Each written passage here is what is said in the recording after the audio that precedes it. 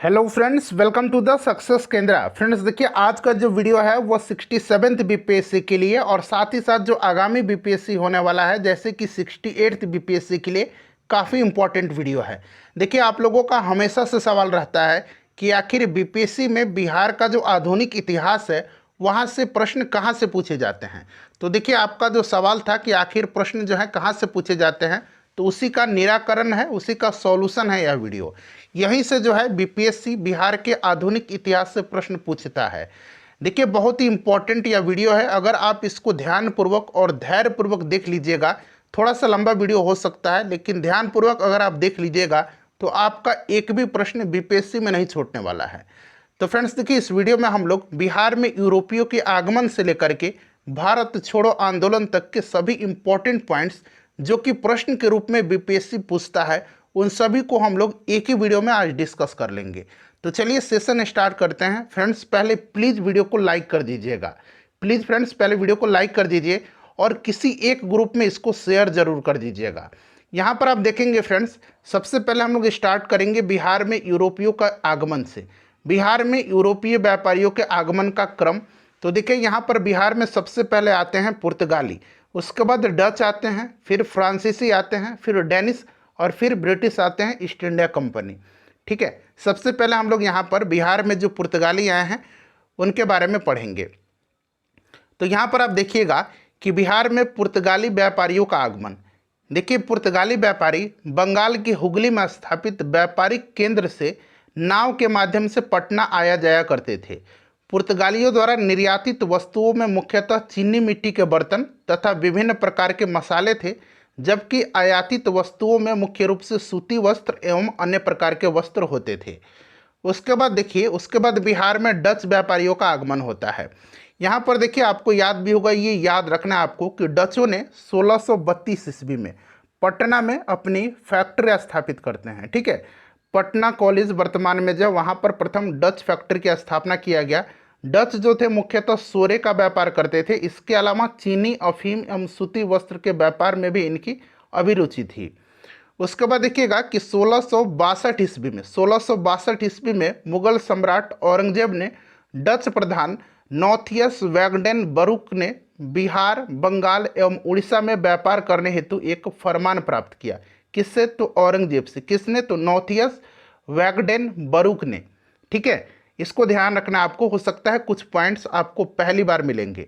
देखिए, उसके बाद बिहार में आते हैं फ्रांसिस। ठीक है, देखिए बिहार में फ्रांसीसी व्यापारियों का आगमन, ध्यान रखिएगा, फ्रांसीसी व्यापारियों का आगमन। देखिए, फ्रांसीसी कंपनी ने 1734 ईस्वी में पटना में एक माल गोदाम की स्थापना किया था। ये प्रश्न ऑलरेडी पूछा गया है कि फ्रांसीसी कंपनी जो थे उन्होंने कब जो है पटना में एक माल गोदाम स्थापित किया था, तो 1734 में।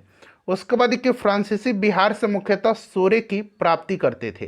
फ्रांसीसी यात्री, ये इंपॉर्टेंट पॉइंट्स है। फ्रांसीसी यात्री तेवर्नियर के अनुसार पटना मुगल साम्राज्य का दूसरा सबसे बड़ा नगर तथा उत्तरी भारत का सबसे बड़ा व्यापारिक केंद्र था। मुगल साम्राज्य का दूसरा बड़ा नगर और उत्तरी भारत का सबसे बड़ा व्यापारिक केंद्र था। ठीक है, चलिए उसके बाद देखिए बिहार में आते हैं डेनिश। बिहार में डेनिश व्यापारियों का आगमन। बिहार के पटना में डेनिश फैक्ट्री, नेपाल की कोठी की स्थापना 1774-75 में हुई। डेनिश मुख्यतः सूती वस्त्र, सोरे का व्यापार करते थे। उसके बाद यहाँ पर देखिए ऊपर में, उसके बाद आता है अब बिहार में ईस्ट इंडिया कंपनी का आगमन होता है। ठीक है, और देखिए फ्रेंड्स, अंग्रेजों ने 1651 में, अंग्रेजों ने 1651 में, यहाँ मैं लिख देता हूँ, 1651 में जो है पटना में गुलजार बाग स्थित गवर्नमेंट प्रिंटिंग प्रेस में फैक्ट्री स्थापित किया। अंग्रेजों की रुचि यहाँ की सूती वस्त्र, अनाज और सोरे की प्राप्ति पर थी। मात्र इतना ही इनका यहाँ अभिरुचि था। आगे चल के इसी क्रम में इनकी रुचि नील की ओर हो गई। ठीक है, नील की ओर।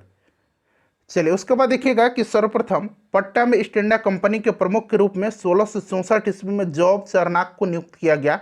वह उस पद पर 1680 से 1681 तक रहा था। उसके बाद 1691 ईस्वी में पटना के गुलजार बाग में कंपनी का एक अस्थायी माल गोदाम जो है 1651 बनाइएगा। ठीक है, यहाँ पर आप 51 बना लीजिएगा। पटना के गुलजार बाग में कंपनी का अस्थायी माल गोदाम स्थापित हुआ। क्लियर। उसके बाद यहाँ पर देखिए अंग्रेज यात्री जॉन मार्शल और यहाँ पर देखिएगा पीटर मुंडी दिया गया है। ये दोनों जो है शाहजहां के शासनकाल में पटना आए थे। देखिए जॉन मार्शल जो था ये अंग्रेजी यात्री था। इसने बिहार में 1670 से 71 ईस्वी में पड़े भीषण अकाल की चर्चा की है। और मुगल शासक शाहजहां के शासनकाल में अंग्रेजी यात्री पीटर मुंडी ने बिहार की यात्रा किया था। ये पूछा जाता है कि पीटर मुंडी ने बिहार की यात्रा किस मुगल शासक के शासनकाल में किया था, तो आपको याद रखना है शाहजहां के शासनकाल में। उसके बाद देखिए विदेशी यात्री मैनरिक के अनुसार मुगल काल में पटना की जनसंख्या 2 लाख थी। ये भी याद रखिएगा किसका अनुसार, तो विदेशी यात्री मैनरिक के अनुसार मुगल काल में पटना की जनसंख्या 2 लाख थी। यहाँ पर देखिएगा ये आपका दिया गया है बिहार में यूरोपीय कंपनियाँ, पुर्तगाली फैक्ट्री, ठीक है 17वीं शताब्दी पूर्वार्ध, सूती वस्त्र, डच फैक्ट्री 1632 याद रखेंगे, ब्रिटिश 1651 में। मैंने अभी आपको ऊपर सुधरवा दिया 1691 लिखा गया था। देखिए एक बार मैं आपको दिखा देता हूँ, ठीक है ये वाला 1651 आपको बना लेना है, क्लियर। उसके बाद चलिए फिर डेनिस आते हैं 1774 में, ठीक है। चलिए 1774 में इनकी फैक्ट्री स्थापित होती है। बिहार में ईस्ट इंडिया कंपनी का प्रभुत्व। अब यहाँ देखिएगा कि 23 जून 1757 को प्लासी का युद्ध होता है। ये डेट सहित याद रखना है, 23 जून 1757 को प्लासी का युद्ध होता है। प्लासी के युद्ध में बंगाल के नवाब सिराजुद्दौला अंग्रेजों से पराजित हुआ। और देखिए इसमें जो है अंग्रेजों का नेतृत्व किसने किया था, तो रॉबर्ट क्लाइव ने किया था, ठीक है ध्यान रखिएगा। और युद्ध के उपरांत मीरन बिहार का उपनवाब हुआ। ये प्रश्न बनता है कि प्लासी के युद्ध के उपरांत जो है बिहार का उपनवाब कौन बना था, तो मीरन बना था, याद रखिएगा। फिर होता है 22 अक्टूबर 1764 को बक्सर का युद्ध। बंगाल के नवाब मीर कासिम, अवध का नवाब शुजाउद्दौला और मुगल सम्राट शाह आलम द्वितीय की संयुक्त सेना एवं अंग्रेजी सेना का नेतृत्व जो कर रहा था, इसमें हेक्टर मुनरो कर रहा था। इसके मध्य जो है बक्सर का युद्ध होता है जिसमें अंग्रेज विजयी रहे हैं। ये संयुक्त सेनाएं जो थी ये पराजित हो गई। और देखिए इलाहाबाद का संधि होता है कब, तो ये डेट सहित इसको भी याद रखना है 12 अगस्त 1765 को, ठीक है। इलाहाबाद की संधि से अंग्रेजों को जो है बंगाल, बिहार एवं उड़ीसा की दीवानी प्राप्त हुई। किसने दिया था, तो ये दिया था शाह आलम द्वितीय ने, ठीक है। शाह आलम द्वितीय ने जो है बिहार, बंगाल और उड़ीसा की जो दीवानी है वो फरमान द्वारा ईस्ट इंडिया कंपनी को जो है इसने प्रदान कर दिया। और देखिए कंपनी ने बंगाल में सीताब राय को दीवान नियुक्त किया था, बिहार में सीताब राय को दीवान नियुक्त किया था। राजा रामनारायण तथा सीताब राय बिहार में नियुक्त महत्वपूर्ण उप प्रांतपतियों में से थे। ध्यान रखिएगा ये वाला पॉइंट बहुत ही इंपॉर्टेंट है कि कंपनी ने बिहार में सीताब राय को दीवान नियुक्त किया था। कब, तो जब ये इलाहाबाद की संधि हो गई उसके पश्चात। उसके बाद देखिए बक्सर की युद्ध के उपरांत बिहार का प्रशासन मिर्जा मोहम्मद कासिम खां उप प्रांतपति धीरज नारायण के सहयोग से चलाता था।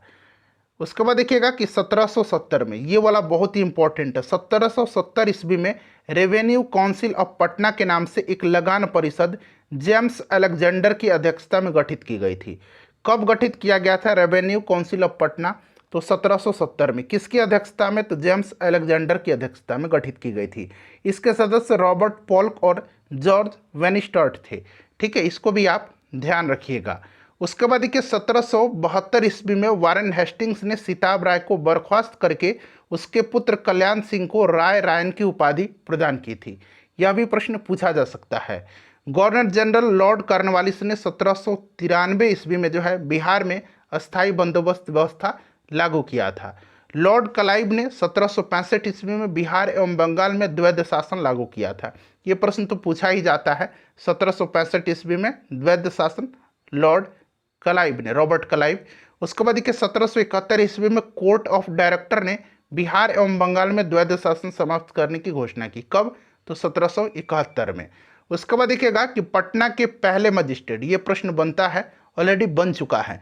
पटना के पहले मजिस्ट्रेट चार्ल्स फ्रांसिस ग्रांट को 1790 में नियुक्त किया गया।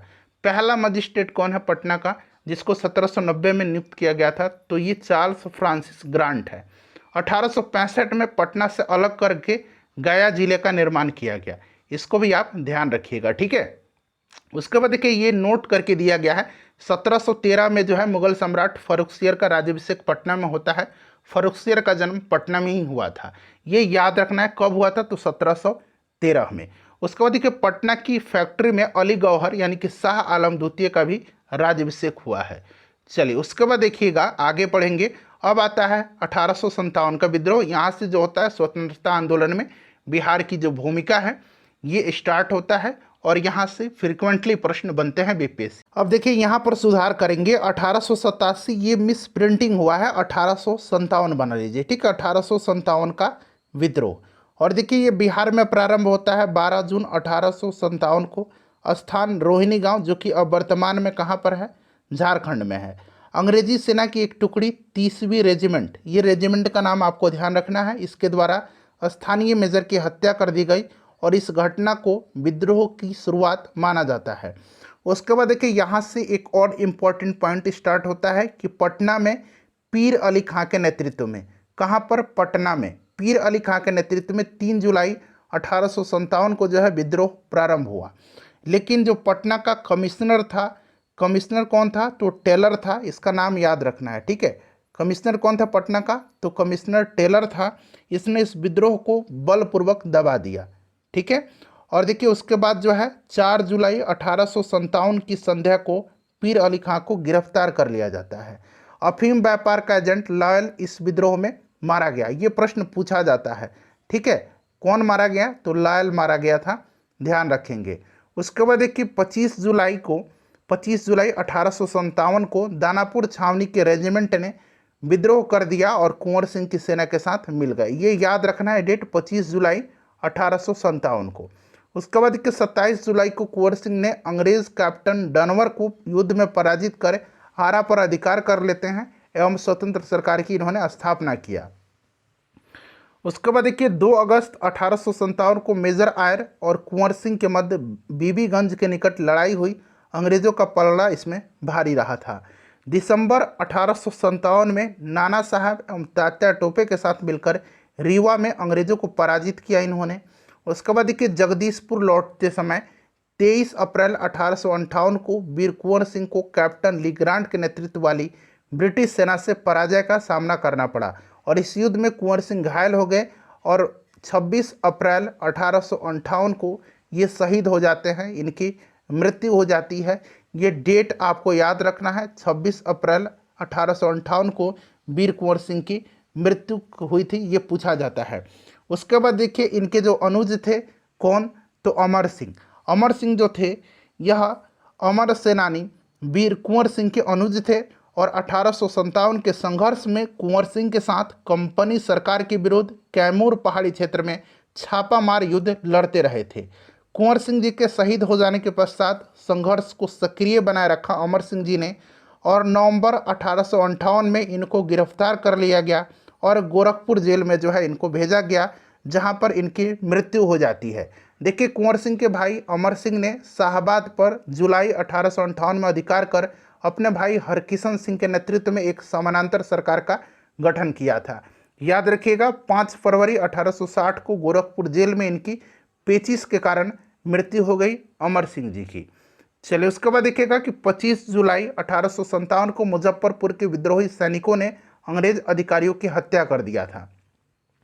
उसके बाद देखिएगा कि 30 जुलाई 1857 को सरकार ने पटना, मुजफ्फरपुर, शाहबाद, चंपारण और सारण में मार्शल लॉ लागू किया था। ये बार बार पूछा जाता है कि मार्शल लॉ जो है 1857 की क्रांति के समय बिहार में कहाँ कहाँ लगा था, तो याद रखना है आपको पटना, मुजफ्फरपुर, शाहबाद, चंपारण, सारण में, ठीक है। 1857 के विद्रोह के समय बिहार में मुंगेर का क्षेत्र अप्रभावित रहा था। मुंगेर का क्षेत्र, ये प्रश्न पूछा जाता है, तो ये अप्रभावित रहा था और इस विद्रोह का मुख्य केंद्र जो रहा था आरा, दानापुर, पटना, मुजफ्फरपुर, गया, रोहतास, राजगीर, भागलपुर आदि थे। उसके बाद देखिए कुंवर सिंह आंदोलन के दौरान कहा था उन्होंने कि मैं जहाँ भी हूँ जगदीशपुर वहीं है। उसके बाद देखिए मोहम्मद हुसैन खां के नेतृत्व में, ये इंपॉर्टेंट है, देखिए यहाँ टिक मार्क भी लगाया गया है। मोहम्मद हुसैन खां के नेतृत्व में छपरा में विद्रोह हुआ था और खुशहाल सिंह के नेतृत्व में वजीरगंज में 1857 का विद्रोह हुआ था। उसके बाद देखिए 25 जून 1857 को मुजफ्फरपुर में विद्रोह प्रारंभ हुआ। अगस्त 1857 को भागलपुर में विद्रोह की शुरुआत हुई। तो ये दोनों पॉइंट बहुत ही इंपॉर्टेंट है, इसको ध्यान रखिएगा आप लोग। उसके बाद देखिए शुरू होता है स्वदेशी आंदोलन 1905 में। ये वाला पॉइंट ऑलरेडी पूछा जा चुका है। 16 अक्टूबर 1905 ईस्वी को दरभंगा में सतीश चंद्र चक्रवर्ती की प्रेरणा से राखी बंधन दिवस बनाया गया। स्वदेशी आंदोलन के दौरान जो है 16 अक्टूबर 1905 को कहाँ पर जो है राखी बंधन दिवस बनाया गया, तो दरभंगा में। किसकी प्रेरणा से, तो सतीश चंद्र चक्रवर्ती की प्रेरणा से। उसके बाद देखिएगा कि स्वदेशी आंदोलन के समर्थन में गोल्डन लीग की स्थापना देवघर, जो कि वर्तमान झारखंड में है, वहां पर की गई। बिहार में स्वदेशी आंदोलन के आरंभिक प्रणेताओं में डॉक्टर ज्ञानेंद्र नाथ, केदारनाथ बनर्जी एवं बाबाजी ठाकुरदास थे, ये ध्यान रखिएगा। और 1906-07 में पटना में रामकृष्ण सोसाइटी की स्थापना बाबाजी ठाकुरदास ने किया था, ये पूछा जाता है। उसके बाद देखिए समाचार पत्र द मदरलैंड का प्रकाशन किसने आरंभ किया था, तो मजहरुल हक इसके संपादक थे। और उसके बाद देखिए बिहार स्टूडेंट कॉन्फ्रेंस 1906, ठीक है, 1906 में इसका गठन हुआ था। और इसके जो प्रमुख व्यक्तित्व थे ये कौन थे, श्री कृष्ण सिंह जी थे और तेजेश्वर प्रसाद थे। तेजेश्वर प्रसाद, ये नाम भी आप याद रखेंगे, तेजेश्वर प्रसाद, ठीक है, श्री कृष्ण सिंह और तेजेश्वर प्रसाद। डॉक्टर राजेंद्र प्रसाद की अध्यक्षता में असहयोग आंदोलन के दौरान 1921 में बिहार स्टूडेंट कॉन्फ्रेंस का 16वां अधिवेशन आयोजित किया गया था।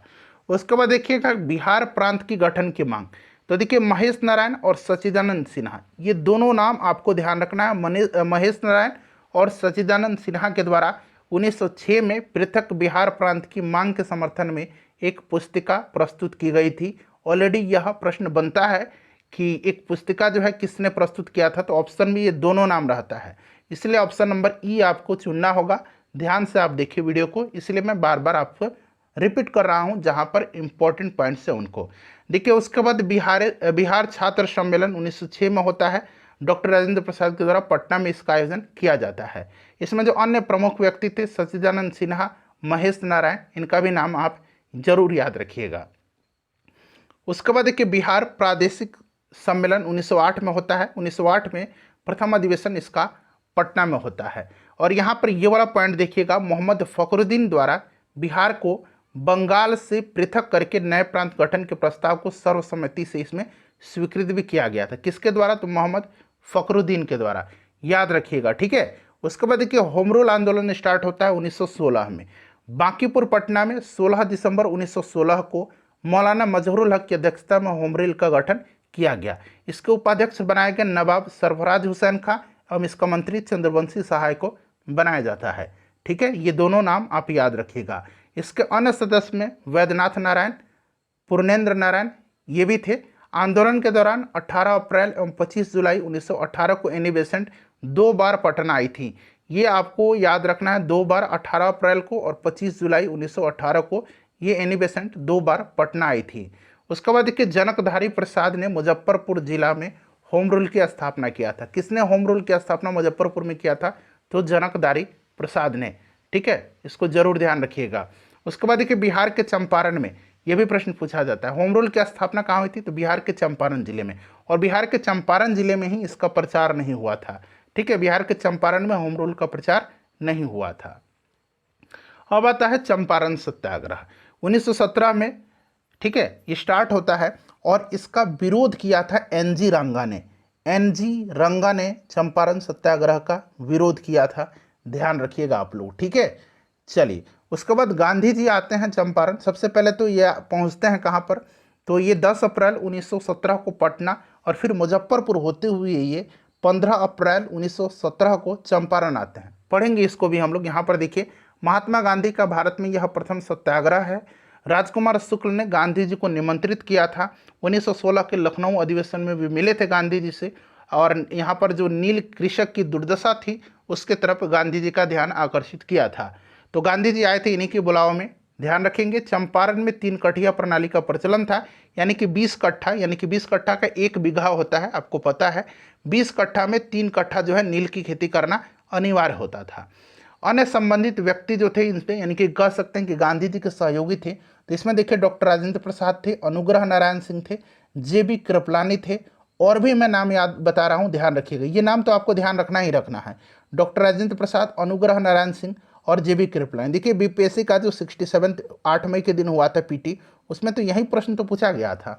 इसमें राम मनोहर लोहिया का नाम दिया गया था ऑप्शन में, आपको याद भी होगा, ठीक है। तो देखिए और व्यक्ति मैं बताता हूँ इनके अलावा कौन कौन से थे, तो ब्रज किशोर प्रसाद थे, उसके बाद महादेव देसाई थे, नरहरि पारिख थे। तो ये 3 नाम और याद रखिएगा, ब्रजकिशोर प्रसाद, महादेव देसाई, नरहरि पारिख। ठीक है, नरहरि पारिख ये नाम याद रखिएगा, 3 और नाम इसमें जोड़ लीजिए। उसके बाद देखिएगा कि 10 अप्रैल 1917 को पटना और मुजफ्फरपुर होते हुए चंपारण पहुंचते हैं, या 15 अप्रैल 1917 को। ठीक है, 15 अप्रैल 1917 को ये चंपारण पहुंचते हैं, ध्यान रखिएगा। गांधी जी, यह एक किसान आंदोलन था। उसके बाद देखिएगा जो बिहार का उस समय तत्कालीन उपराज्यपाल था एडवर्ड गेट, इसने चंपारण एग्रेरियन कमेटी का गठन किया और इसका अध्यक्ष कौन था एग्रेरियन कमेटी का, तो FG सलाई था। कौन था, FG सलाई था। यहाँ पर देखिए अध्यक्ष FG सलाई लिखा भी गया है ब्लैक पेन से, FG सलाई था। ठीक है, और इसके सदस्य जो थे गांधी जी भी थे। सदस्य में कुछ और लोगों का मैं नाम बताता हूँ। गांधी जी सदस्य थे, डॉक्टर राजेंद्र प्रसाद थे, अनुग्रह नारायण सिंह थे, श्रीमती कस्तूरबा गांधी थी, ब्रजकिशोर प्रसाद थे, धरणीधर प्रसाद थे, रामनवमी प्रसाद थे। ये सभी जो हैं फ्रेंड्स ध्यान रखना है आपको, ये सभी लोग जो थे ये चंपारण एग्रेरियन कमेटी के क्या थे, तो ये सदस्य थे। उसके बाद देखिए कमेटी की अनुशंसा पर 3 कठिया प्रणाली को कानून के द्वारा समाप्त किया गया था। ठीक है, किसके अनुशंसा पर, तो चंपारण एग्रेरियन कमेटी के अनुशंसा पर। और किसानों का लगान घटा दिया गया और क्षतिपूर्ति के रूप में 25% धन उनका वापस दिया गया। चंपारण सत्याग्रह के उपरांत गांधी जी ने अपने मोतिहारी के कार्यालय का जो कार्यभार था ये जनकधारी प्रसाद को सौंप दिया था, ये भी आप ध्यान रखिएगा। उसके बाद देखिए चंपारण सत्याग्रह के दौरान गांधी जी पर जो है सरकार के द्वारा मोतिहारी में मुकदमा चलाया गया। 3 कठिया प्रणाली के बारे में बताया गया है कि किसानों को अपनी जमीन की प्रति बीघे यानी कि 20 कट्ठे पर 3 कट्ठा पे जो है नील की खेती करना अनिवार्य था। उसके बाद देखिए खिलाफत आंदोलन आता है। खिलाफत आंदोलन हसन इमाम की अध्यक्षता में जो है 16 फरवरी 1919 को पटना में एक सभा का आयोजन होता है। सारा का सारा इंपॉर्टेंट पॉइंट है, सारा का सारा प्रश्न ही है, ऐसा समझ लीजिए। 16 फरवरी 1919 को पटना में एक सभा का आयोजन होता है हसन इमाम की अध्यक्षता में। 15 और 16 मई को फुलवारी शरीफ में मुस्लिम उलेमाओं के द्वारा आयोजित सम्मेलन में असहयोग आंदोलन का प्रस्ताव पारित होता है। कहाँ पर, तो फुलवारी शरीफ में 15 और 16 मई को मुस्लिम उलेमाओं द्वारा आयोजित सम्मेलन में। उसके बाद देखिए मौलाना शौकत अली का अप्रैल 1919 में पटना में आगमन हुआ। ये प्रश्न बनता है कि मौलाना शौकत अली जो है यह आए थे कब पटना में, तो याद रखना आपको खिलाफत आंदोलन के दौरान, और इनका आगमन होता है अप्रैल 1919 में। उसके बाद देखिए गया, जहानाबाद, मुंगेर, पटना, पूर्णिया आदि क्षेत्र में अनेक सभाएं आयोजित की गई। मजहरुल हक, ये इंपॉर्टेंट है, मजहरुल हक 1914 में कांग्रेस के एक प्रतिनिधि मंडल के साथ इंग्लैंड गए थे। ठीक है, ये आपको याद रखना होगा। उसके बाद देखिए नूरुल हसन ने प्रांतीय विधायिका की सदस्यता से त्यागपत्र दे दिया था। ठीक है, खिलाफत आंदोलन के दौरान पूछा जाता है कि किसने प्रांतीय विधायिका की सदस्यता से त्यागपत्र दिया था, तो नूरुल हसन ने। उसके बाद देखिए फुलवारी शरीफ के शाह बदरुद्दीन, और शाह बदरुद्दीन ने शमसुल उलेमा की उपाधि त्यागी थी, और शाह सुलेमान ने अवैतनिक डंटा अधिकारी के पद से त्यागपत्र दिया था। ये सभी घटनाएं खिलाफत आंदोलन की हो रही हैं। हेडिंग दिया गया है ऊपर ना, तो आपको ध्यान रखना है। ठीक है, उसके बाद देखिए 19 मार्च 1920 को संपूर्ण बिहार में मुसलमानों ने हड़ताल किया था, जिसका मुजफ्फरपुर, भागलपुर, आरा और मुंगेर में व्यापक प्रभाव पड़ा था। बिहार में ये इंपॉर्टेंट है, बिहार में मौलाना मजहरुल हक ने खिलाफत आंदोलन का नेतृत्व किया था। और देखिए बी अम्मा एक महिला नेता थी और इन्होंने इस आंदोलन में सक्रियता दिखाई थी। तो बी अम्मा महिला नेता के रूप में इस आंदोलन में सक्रिय रही थी, ये भी आप ध्यान रखिएगा। चलिए उसके बाद असहयोग आंदोलन स्टार्ट होता है। ठीक है, देखिए असहयोग आंदोलन का प्रस्ताव जो है दिसंबर 1920 में कोलकाता अधिवेशन में पारित हुआ एवं नागपुर अधिवेशन में स्वीकार किया गया।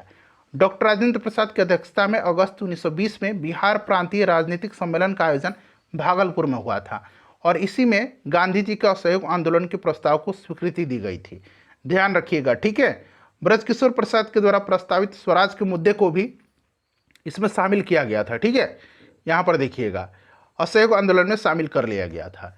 उसके बाद देखिए असहयोग आंदोलन के दौरान डॉक्टर राजेंद्र प्रसाद, मजहरुल हक, ब्रजकिशोर प्रसाद, मोहम्मद शफी आदि नेताओं ने विधायिका के चुनाव से उम्मीदवारी अपनी वापस ले ली थी।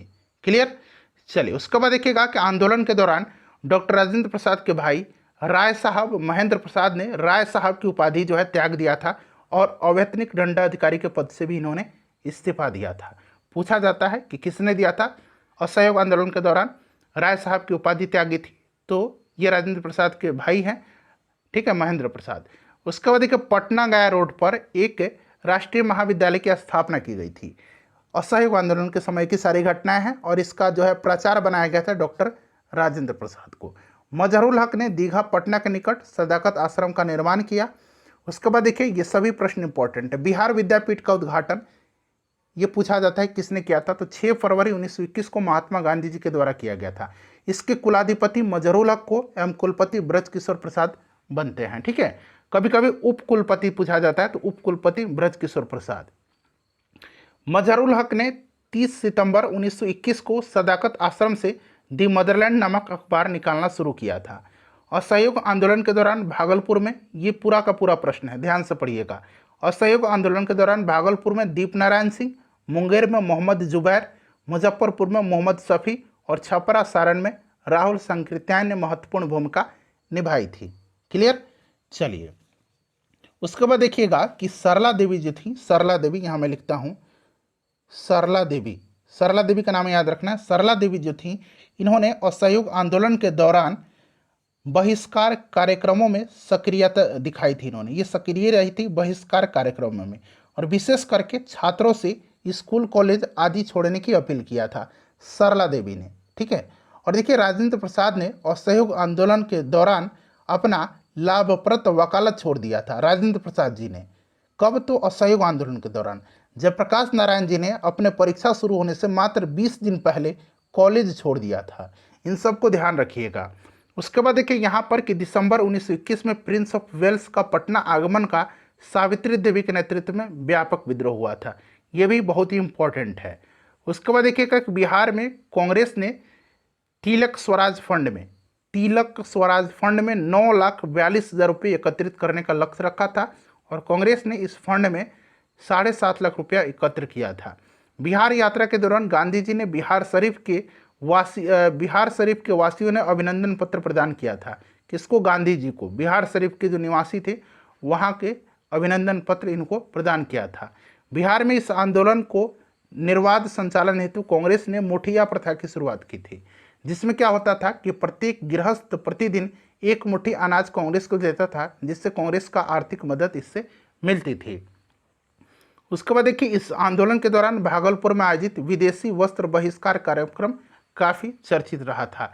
ये भी आप ध्यान रखिएगा, ठीक है। उसके बाद देखिए स्वराज दल का गठन होता है। गया अधिवेशन 1922 में विधायिका में भाग लेने के संबंध में मत भिन्नता के पश्चात चित्तरंजन दास की अध्यक्षता में स्वराज दल का गठन होता है। पंडित मोतीलाल नेहरू इसके महासचिव थे, ठीक है, और चित्तरंजन दास इसके अध्यक्ष थे, याद रखिएगा, ठीक है, क्लियर। और देखिए बिहार में फरवरी 1923 में स्वराज दल का गठन हुआ, और बिहार में जो है स्वराज दल का गठन श्री कृष्ण सिंह के नेतृत्व में होता है, लेकिन श्री नारायण प्रसाद इसके प्रथम अध्यक्ष बनते हैं और अब्दुल बारी इसके सचिव बने थे। ये बहुत इंपॉर्टेंट है, नवंबर 1923 में बिहार विधानमंडल के आम चुनाव में विधानसभा के 8 एवं विधान परिषद के 10 स्थान स्वराज दल को प्राप्त हुई थी। उसके बाद साइमन कमीशन आता है 1928 में। पटना पहुंचता है साइमन कमीशन 12 दिसंबर 1928 को। ये डेट सही याद रखना है। अनुग्रह नारायण सिंह के नेतृत्व में व्यापक विरोध प्रदर्शन हुआ और कमीशन को काले झंडे दिखाए गए। साइमन कमीशन की 16 नवंबर 1927 को प्रकाशित लीडर्स मैनिफेस्टो में काफ़ी आलोचना इसकी की गई, और इस पत्रिका में बिहार के प्रमुख नेताओं जैसे कि सच्चिदानंद सिन्हा, अली इमाम, नवाब इस्माइल के हस्ताक्षर मौजूद थे। उसके बाद देखिए साइमन कमीशन के विरोध में बिहार में 10 अगस्त 1929 को राजनीतिक पीड़ित दिवस के रूप में मनाया गया। ये डेट आप याद रखेंगे। राजनीतिक पीड़ित दिवस कब मनाया गया था? तो साइमन कमीशन के विरोध में 10 अगस्त 1929 को। सर अली इमाम की अध्यक्षता में 1928 में बिहार में एक सर्वदलीय सम्मेलन का आयोजन किया गया था। उसके बाद देखिए सविनय अवज्ञा आंदोलन 1930, नमक सत्याग्रह। जवाहरलाल नेहरू की अध्यक्षता में कांग्रेस की लाहौर अधिवेशन 1929 में सविनय अवज्ञा का जो प्रस्ताव था वो पारित हुआ था। 26 जनवरी 1930 को बिहार में भी स्वाधीनता दिवस मनाया गया, ध्यान रखिएगा। और 15 अप्रैल 1930 को चंपारण और सारण क्षेत्र में नमकीन मिट्टी बना करके बिहार में नमक सत्याग्रह प्रारंभ हुआ। ये पूछा भी जाता है कि कहाँ पर प्रारंभ हुआ, तो ऑप्शन में चंपारण भी रहेगा, सारण भी रहेगा, इसीलिए ऑप्शन ई इसका राइट आंसर लगाइएगा। उसके बाद देखिए बिहार प्रदेश कांग्रेस कमेटी ने 9 मई 1930 को विदेशी वस्त्रों एवं शराब की दुकानों के आगे धरना देने का प्रस्ताव रखा। छपरा जेल में जो है नग्न हड़ताल का आयोजन किया गया था। कब? तो याद रखना है सविनय अवज्ञा आंदोलन के दौरान। ठीक है, यहाँ पर देखिए सविनय अवज्ञा की बात हो रही है। तो छपरा में नग्न हड़ताल का आयोजन किया गया था। मई 1930 में सर अली इमाम की अध्यक्षता में पटना में स्वदेशी लीग की स्थापना हुई थी। याद रखिएगा ये दोनों। उसके बाद देखिए अनुराग सिंह सविनय अवज्ञा आंदोलन के दौरान बिहार में चौकीदारी कर देने से मना कर दिया था। चंद्रा देवी ने अगस्त 1930 को गया में एक सभा संबोधित कर चौकीदारी कर न देने का नारा दिया था। चंद्रा देवी, याद रखिएगा, बिहार की जो महिलाएं हैं राष्ट्रीय आंदोलन में, उनसे प्रश्न बनता है। सारण, चंपारण, शाहाबाद, पूर्णिया, मुंगेर, पटना आदि जिलों में लोगों ने चौकीदारी कर देना बंद कर दिया। उसके बाद यहाँ पर देखिएगा कि बेगूसराय में चौकीदारी कर बंद करने का कार्यक्रम विशेष रूप से चर्चित रहा है। बेगूसराय में सविनय अवज्ञा आंदोलन को बिहार में संचालित करने वाले प्रमुख व्यक्ति डॉक्टर राजेंद्र प्रसाद, ब्रजकिशोर प्रसाद, कृष्ण बल्लभ सहाय, अब्दुल बारी, ये सभी थे। 1927 में पटना युवा संघ की स्थापना मनेंद्र राय के नेतृत्व में हुई थी। याद रखिएगा 1927 में पटना युवा संघ की स्थापना मनेंद्र राय की नेतृत्व में हुआ था। 16 अप्रैल 1930 को पटना में नमक सत्याग्रह की शुरुआत हुई है। 16 अप्रैल 1930 को पटना स्थित अंजुमन इस्लामिया हॉल में 6 नवंबर 1932 को सूरजपुरा के राजा राधिका रमन प्रसाद सिंह की अध्यक्षता में अस्पृश्यता निवारण संबंधित एक सम्मेलन जो है इसका आयोजन किया गया है। बिहार में चौकीदारी करबंदी आंदोलन जो है यह सर्वप्रथम बेतिया में शुरू हुआ। चौकीदारी करबंदी आंदोलन बेतिया में शुरू हुआ था। महिला सशस्त्रीकरण एवं स्वतंत्रता आंदोलन पर विचार विमर्श के लिए 1929 में पटना में अखिल भारतीय महिला सम्मेलन का आयोजन हुआ था। इस आंदोलन के दौरान 15 फरवरी 1932 को बिहार में तारापुर गोलीकांड की घटना घटित हुई है, जिसमें 15 आंदोलनकारियों की मृत्यु हो गई। अच्छा, ये तारापुर घटना कांड से आपको कुछ पता चल रहा है क्या? जरा बताइए। अगर आप करंट अफेयर्स पढ़ते हैं तो बताइएगा कि बिहार सरकार ने किस रूप में 15 फरवरी को मनाने का निर्णय लिया है। मैं आपसे यह प्रश्न पूछ रहा हूँ। ठीक है, चलिए देखिए, इस आंदोलन के दौरान बिहार के मुजफ्फरपुर जिला में मैजिक लालटेन का लेक्चर आयोजित हुआ था। पूछा जाता है कि मैजिक लालटेन का लेक्चर कहाँ आयोजित किया गया था? तो एक तो याद रखना मुजफ्फरपुर में, और किस समय? तो ये भी सविनय अवज्ञा आंदोलन के समय। सविनय अवज्ञा आंदोलन के दौरान आचार्य कृपलानी ने बिहार के मुजफ्फरपुर के सत्याग्रही को अपने हाथों से यह कहते हुए तिलक लगाया कि मैंने दांडी यात्रा पर प्रस्थान करते समय महात्मा गांधी को इन हाथों से टीका लगाया था, और आज उन हाथों से मैं आपको टीका लगाया इस महान कार्य में योगदान देने के लिए आपको रवाना करूंगा। उसके बाद देखिए, सविनय अवज्ञा आंदोलन के दौरान 5 जुलाई 1930 को डॉक्टर राजेंद्र प्रसाद को छपरा से गिरफ्तार किया गया था। ठीक है, छपरा से गिरफ्तार किया गया था, ध्यान रखिएगा। उसके बाद देखिए, इस आंदोलन के दौरान 1930 में थाना बीहपुर भागलपुर में अब्दुल बारी, डॉक्टर राजेंद्र प्रसाद जैसे नेताओं पर पुलिस द्वारा लाठीचार्ज की गई। इस घटना के विरोध में नवल किशोर प्रसाद, द्वारकानाथ, अनंत प्रसाद, कमलेश्वरी सहाय, योगेंद्र प्रसाद, श्यामानंदन सिंह ने विधान परिषद की सदस्यता से त्याग दिया था। ये नाम बहुत ही इंपॉर्टेंट है। उसके बाद देखिएगा, बिहार कांग्रेस सोशलिस्ट पार्टी का गठन होता है 1934 में। इसका औपचारिक गठन होता है, विधिवत गठन होता है। ठीक है, और देखिए ये किसके नेतृत्व में होता है? तो आचार्य नरेंद्र देव के, और इसके सचिव जयप्रकाश नारायण बनते हैं। ठीक है, वैसे 1931 में ये भी आपको ध्यान रखना है, लेकिन औपचारिक 1934 में। क्लियर? पटना अधिवेशन पटना का अंजुमन इस्लामिया हॉल में होता है। भारत शासन अधिनियम 1935, इस अधिनियम के तहत केंद्रीय विधान परिषद में बिहार के सदस्यों की संख्या 8 निर्धारित की गई थी। इंपॉर्टेंट है। उसके बाद देखिएगा कि प्रांतीय चुनाव 1937, कुल 152 स्थानों में से 107 पर कांग्रेस ने चुनाव लड़ा और 98 स्थानों पर विजयी रही।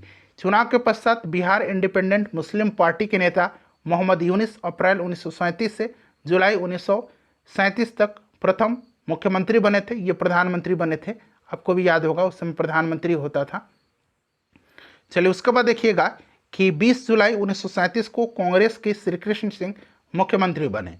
द्वितीय विश्व युद्ध में इंग्लैंड की सरकार ने भारतीयों की मर्जी के बिना भारत को युद्ध में शामिल कर लिया, जिसके विरोध में श्री कृष्ण सिंह ने 31 अक्टूबर 1939 को त्यागपत्र दे दिया था। ये भी आप ध्यान रखिएगा, ये डेट भी और ये वाला डेट भी। ठीक है, उसके बाद देखिए, व्यक्तिगत सत्याग्रह शुरू होता है 1940 में गांधी जी के द्वारा, और इसके प्रथम सत्याग्रही विनोबा भावे थे, दूसरे सत्याग्रही जवाहरलाल नेहरू, और तीसरे सत्याग्रही ब्रह्मदत्त थे। और बिहार में इसके प्रथम सत्याग्रही श्री कृष्ण सिंह थे और दूसरे सत्याग्रही अनुग्रह नारायण सिंह थे।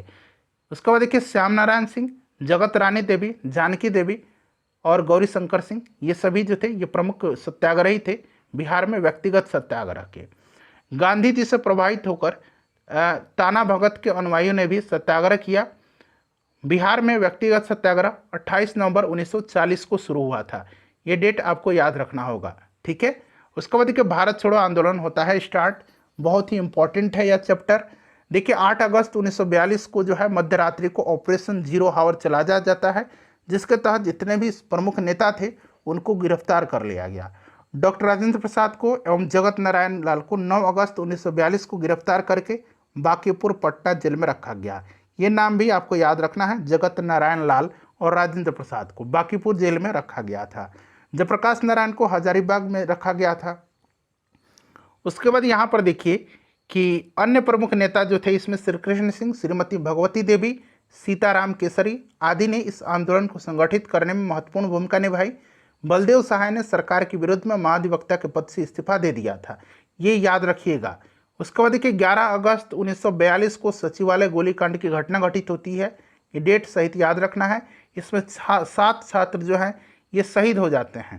देखिए 7 छात्र हैं राजेंद्र सिंह, उमाकांत प्रसाद सिंह, रामानंद सिंह, राम गोविंद सिंह, जगपति कुमार, शहीद देवीपत चौधरी, शहीद सतीश प्रसाद झा, ये सभी शहीद राजेंद्र सिंह, शहीद उमाकांत सिंह, शहीद रामानंद सिंह, शहीद गोविंद सिंह, शहीद जगपति कुमार, शहीद देवीपत चौधरी एवं शहीद सतीश प्रसाद झा। अच्छा, एक प्रश्न पूछा जाता है कि जो ये सचिवालय गोलीकांड हुआ था इसमें से कौन सा जो छात्र थे वे बीएन कॉलेज के थे, बीएन कॉलेज के। तो बीएन कॉलेज के जो थे ये कौन थे, तो ये जगपति कुमार थे। यहाँ पर देखिए जगपति कुमार, ध्यान रखिएगा, ठीक है। ये सभी लोग शहीद हो गए थे और इस घटना की स्मृति में घटना स्थल पर शहीद स्मारक का निर्माण किया गया है। इस गोलीकांड के विरोध में पटना में हड़ताल, डाकघर जलाना, संचार सुविधा ठप करना, सरकारी कार्यालय में बाधा पहुंचाना जैसी प्रतिक्रिया सामने आई। आम लोगों की व्यापक विरोध प्रदर्शन के प्रत्युत्तर में सरकार ने राष्ट्रवादी संस्था जैसे कि सदाकत आश्रम, कांग्रेस सोशलिस्ट पार्टी कार्यालय, किसान सभा कार्यालय आदि पर कब्जा कर लिया। उसके बाद देखिए फुलेला प्रसाद श्रीवास्तव ने सीवान थाने में झंडा फहराने की कोशिश की, जिसके विरोध में पुलिस ने उनकी हत्या कर दी। 1942 में सारण को अपराधी जिला घोषित किया गया था भारत छोड़ो आंदोलन के समय, आपको याद रखना है। कुर्था थाना में झंडा फहराने की कोशिश में श्याम बिहारी लाल मारे गए थे। इसी तरह प्रयास में कटिहार थाने में ध्रुव कुमार डुमराव के कपिल मुनि की गोली मारकर हत्या कर दी गई थी। बिहार में भी समानांतर सरकार की स्थापना हुई थी। उत्तरी भागलपुर में सियाराम के नेतृत्व में, यह बहुत ही इंपॉर्टेंट है, और सुल्तानपुर में जगलाल चौधरी के नेतृत्व में समानांतर सरकार का गठन किया गया था। जयप्रकाश नारायण की पत्नी प्रभावती देवी पटना क्षेत्र की एक प्रमुख स्वतंत्रता सेनानी थी। ये ऑलरेडी बीपीएससी पूछ चुका है। इस आंदोलन के दौरान 12 अगस्त 1942 को भागलपुर कारागार ले जाते समय स्वतंत्रता सेनानी सरस्वती देवी को विद्यार्थियों ने पुलिस की गिरफ्त से छुड़ा लिया था। उसके बाद देखिए आंदोलन में रामप्यारी देवी, यशपति देवी आदि महिलाओं का भी महत्वपूर्ण योगदान रहा था। उसके बाद देखिए आज़ाद दस्ता का गठन होता है नवंबर 1942 में। दीपावली की रात जयप्रकाश नारायण जी हजारीबाग जेल को जो है फांद करके भागने में सफल होते हैं और इनके साथ योगेंद्र शुक्ल, सूरज नारायण सिंह, रामानंदन मिश्रा, ये सभी जो है भागने में सफल होते हैं। जयप्रकाश नारायण ने युवकों को छापामार युद्ध के प्रशिक्षण देने के लिए नेपाल के राजविलास जंगल में पहला प्रशिक्षण शिविर का गठन किया और इस शिविर के निदेशक नित्यानंद सिंह थे। जयप्रकाश नारायण के नेतृत्व में नेपाल में आज़ाद दस्ता की स्थापना की गई थी। आज़ाद दस्ता के रेडियो एवं प्रचार विभाग का संचालन का प्रभारी राम मनोहर लोहिया थे, ये ध्यान रखिएगा आप लोग। उसके बाद देखिए अब किसान आंदोलन जो है इसके बारे में जान लेते हैं। 1919 ईस्वी में स्वामी विद्यानंद ने मधुबनी जिले में दरभंगा महाराज के विरोध किया था। ये प्रश्न ऑलरेडी पूछा जाता है, बहुत लोगों को लगता है सहजानंद सरस्वती, जी नहीं, स्वामी विद्यानंद। यहाँ आप लोग पढ़ लीजिए और क्लियर हो जाइए। मुंगेर में 1922-23 में किसान सभा का गठन शाह मोहम्मद जुबैर और श्री कृष्ण सिंह के द्वारा किया गया था। ये भी प्रश्न बीपीएससी पूछ चुका है। उसके बाद देखिए 1928 में स्वामी सहजानंद सरस्वती द्वारा प्रांतीय किसान सभा की स्थापना की गई, जिससे कार्यानंद शर्मा, पंचानंद शर्मा, राहुल संकृत्यायन और यदुनंदन शर्मा जैसे वामपंथी नेताओं ने इसका प्रचार गाँव में करने में इनकी मदद किया था। स्वामी सहजानंद ने भूमिहारों को संगठित करने के लिए बिहटा के पास एक आश्रम की स्थापना किया था। 1935 में बिहार प्रांतीय किसान सभा ने जमींदारी उन्मूलन का प्रस्ताव पारित किया। नवंबर 1936 में जो है कार्यानंद शर्मा के नेतृत्व में बरहिया ताल में जमींदारी उन्मूलन के लिए संघर्ष किया गया। बरहिया ताल जो है पूछा जाता है किसके नेतृत्व में, तो कार्यानंदन शर्मा के। उसके बाद देखिए नवंबर 1929 के सोनपुर मेला में एक सभा में प्रांतीय किसान सभा का विधिवत स्थापना हुआ था और इसके प्रथम अध्यक्ष जो थे स्वामी सहजानंद सरस्वती जी थे। उसके बाद देखिए बिहार में मुस्लिम लीग की भूमिका, तो 23 मार्च 1944 को मुस्लिम लीग की सभी शाखाओं में पाकिस्तान दिवस मनाया गया। बिहार में कांग्रेस का अधिवेशन तो देखिए ये 1912 में हुआ था और कहीं कहीं आपको 27वां अधिवेशन मिलेगा और कहीं कहीं आपको 28वां अधिवेशन मिलेगा। तो बिल्कुल आपको विचलित नहीं होना, आपको बस याद रखना है कि 1912 में पटना बांकीपुर में हुआ था जिसकी अध्यक्षता RN मधोलकर ने किया था। ठीक है, दूसरा हुआ था 1922 में गया में जिसकी अध्यक्षता चित्तरंजन दास ने किया था। उसके बाद 1940 में होता है मौलाना अबुल कलाम आज़ाद के नेतृत्व में रामगढ़ जो वर्तमान झारखंड में है। ठीक है, उस समय तो बिहार ही था लेकिन अभी ये झारखंड में। तो ये तीनों आपको याद रखना है, 1912, 1922 और 1940।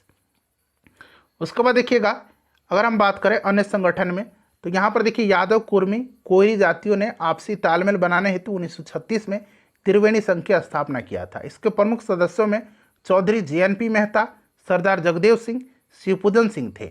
इसके प्रांतीय समिति के अध्यक्ष दासू सिंह थे। अब्दुल कयूम अंसारी ने 1938 में मोमिन कांग्रेस की स्थापना की थी।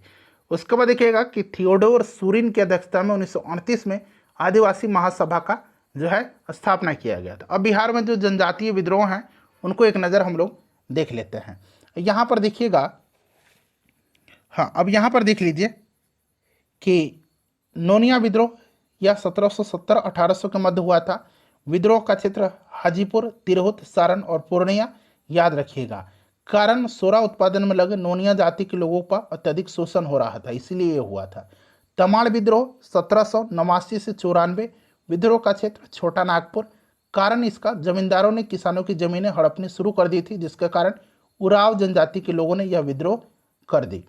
उसके बाद के चेरो विद्रोह 1800 से लेकर 1802 ईस्वी, विद्रोह का क्षेत्र पलामू, नेतृत्वकर्ता सरदार भूषण सिंह।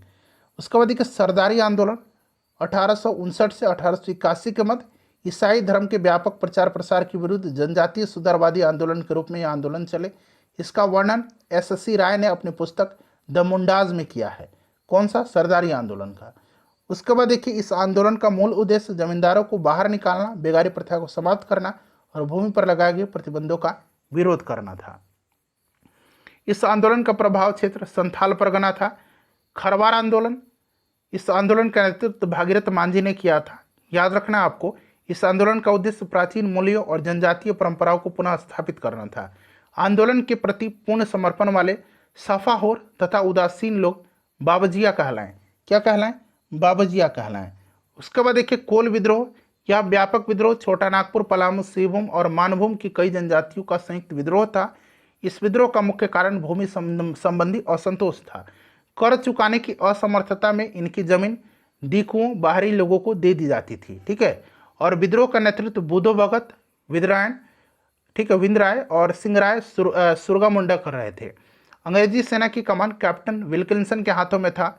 यह विद्रोह लगभग 5 वर्षों तक चला था और देखिए इस विद्रोह के परिणाम स्वरूप भारत शासन अधिनियम 1833 ईस्वी के तहत इस क्षेत्र में रेगुलेशन यहाँ पर देखिए 13 के प्रावधान लागू किए गए थे। भूमिज विद्रोह 1832 ईस्वी से 1833, यह गंगा नारायण हंगामा भी कहा जाता है इसको, और यह विद्रोह जनजातीय जमींदारों और जनजातीय लोगों का संयुक्त विद्रोह था। इस विद्रोह का नेतृत्व बड़ा भूम के राजा बेलक नारायण के पोते गंगा नारायण ने किया था, इसीलिए गंगा नारायण हंगामा इसको कहा जाता है। विद्रोह का कारण ब्रिटिश की दमनकारी लगान की व्यवस्था थी। इसका प्रभाव बीरभूम और सिंहभूम क्षेत्र में था। उसके बाद संथाल विद्रोह 1855-56 में सीधू कानू, चांद भैरव ये सभी थे। ठीक है, चलिए उसके बाद यहाँ पर देखिएगा कि कार्ल मार्क्स ने नोट्स ऑन इंडियन हिस्ट्री में संथाल विद्रोह की चर्चा की है, ये याद रखेंगे आप। सीधो जो थे अगस्त 1855 में और कान्हू फरवरी 1856 में इनको पकड़ा गया था। ठीक है, उसके बाद 1856 में भागलपुर के कमिश्नर ब्राउन और मेजर जनरल लॉयड के नेतृत्व में संथाल विद्रोह को क्रूरतापूर्वक दमन कर दिया गया।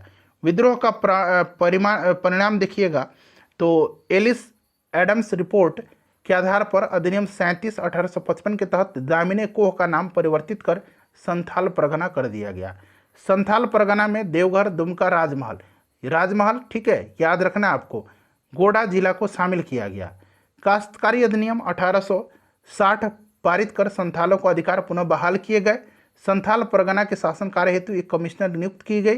कमिश्नर जॉर्ज यूल द्वारा 1856 में एक नया पुलिस कानून लाया गया जिसे यूल नियम के नाम से जाना जाता है। उसके बाद देखिए ये बिरसा मुंडा का आंदोलन होता है और यहाँ पर देखिए समय अवधि दिया गया 1895 से 1900। क्षेत्र रांची के दक्षिण क्षेत्रों में छोटा नागपुर, उपनाम मुंडा विद्रोह या उलगुलान विद्रोह, ठीक है, तो ये आप ध्यान रखिएगा। उसके बाद देखिएगा यहाँ पर कि एक मान्यता के अनुसार 1895 में बिरसा को परमेश्वर के दर्शन हुए और उसने पैगंबर होने का दावा प्रस्तुत की। उसके अनुसार उसके पास निरोग करने की चमत्कारी शक्ति है, इस कारण लोग उन्हें भगवान का अवतार मानने लगे।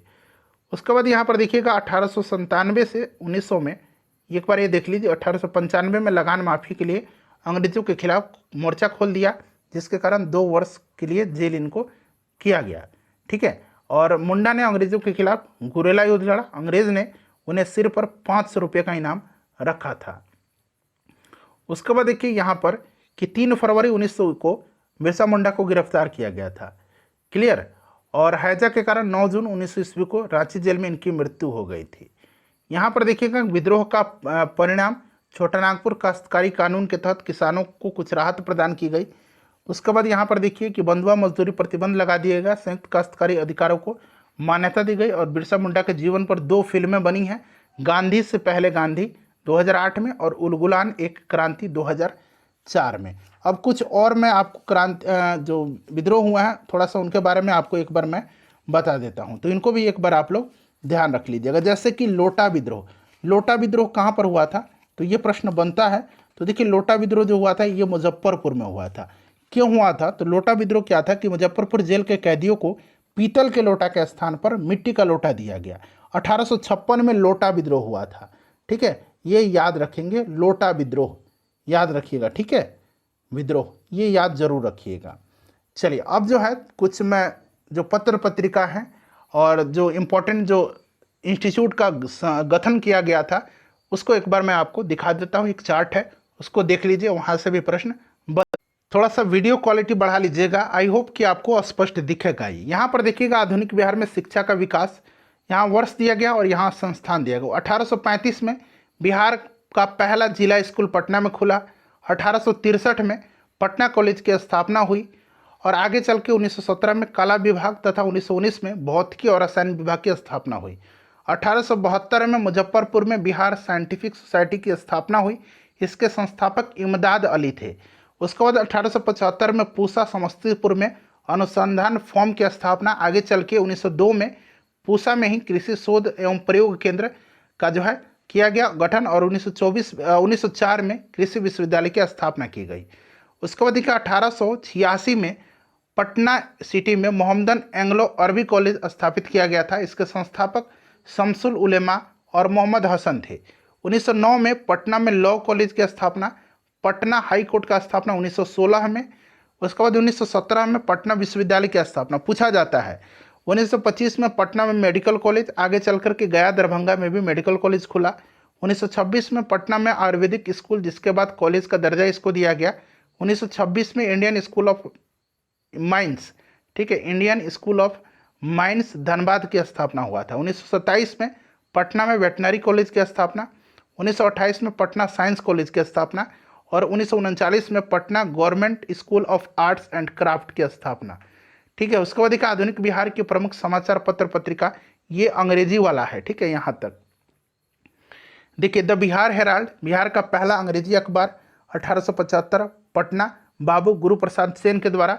बिहार टाइम्स, पृथक बिहार के निर्माण में प्रमुख भूमिका, 1894 में संबंधित व्यक्ति थे इससे सच्चिदानंद सिन्हा, महेश नारायण, ठीक है, याद रखिएगा। द मदरलैंड और सर्च लाइट, देखिए मदरलैंड मौलाना मजहरूल हक के द्वारा असहयोग आंदोलन का प्रचार प्रसार में महत्वपूर्ण भूमिका निभाया था। सर्च लाइट जो है यह सविना हो गया और भारत छोड़ो आंदोलन का प्रचार प्रसार करने में। इसके प्रथम संस्थापक सैयद हैदर हुसैन थे और द्वितीय संपादक मुरली मनोहर प्रसाद। तो यही मुरली मनोहर प्रसाद सर्च लाइट के संपादक थे बिहार में। ध्यान रखिएगा। द पटना टाइम्स 1924 में मोहम्मद यूनिस के द्वारा। और उसके बाद देखिए अगला है द इंडियन नेशन, इसका प्रारंभ 1930 का दशक पटना से प्रकाशित हुआ था महाराजा कामेश्वर सिंह के द्वारा। उसके बाद यहाँ से हिंदी का जो पत्र पत्रिका है बिहार बंधु, बिहार का पहला हिंदी अखबार 1872 में आता है केशव राव भट्ट द्वारा। इसका प्रारंभ कोलकाता से प्रकाशन होता है और आगे चल के यह इसका प्रकाशन पटना से होता है। बिहारी 1917 में चंपारण सत्याग्रह के दौरान किसान शोषण की चर्चा, इसके संपादक बाबू महेश्वर प्रसाद थे। हुंकार स्वामी सहजानंद सरस्वती की है, ठीक है, और किसान समस्याओं की चर्चा करने वाला यह अखबार था। सत्याग्रह सविनय आंदोलन के प्रचार प्रसार में महत्वपूर्ण भूमिका निभाया था ये। उसके बाद देखिए मुंगेर समाचार, तो यह भारत छोड़ो आंदोलन के प्रचार में महत्वपूर्ण भूमिका निभाया था। प्रदीप अंग्रेजी में निकलने वाला सर्च लाइट का हिंदी संस्करण है यह। सदाए आम उर्दू में प्रकाशित सबसे प्रचलित अखबार। अब यहाँ पर Motherland, search light, Patna times, Indian nation, Bihar बंधु, बिहारी, हुंकार, ये आपको इतना जरूर ध्यान रखना है, ठीक है। चलिए, तो ये पूरा मैंने आपको आधुनिक बिहार का इतिहास कवर करा दिया है। प्लीज़ वीडियो को लाइक कर दीजिए और इसे शेयर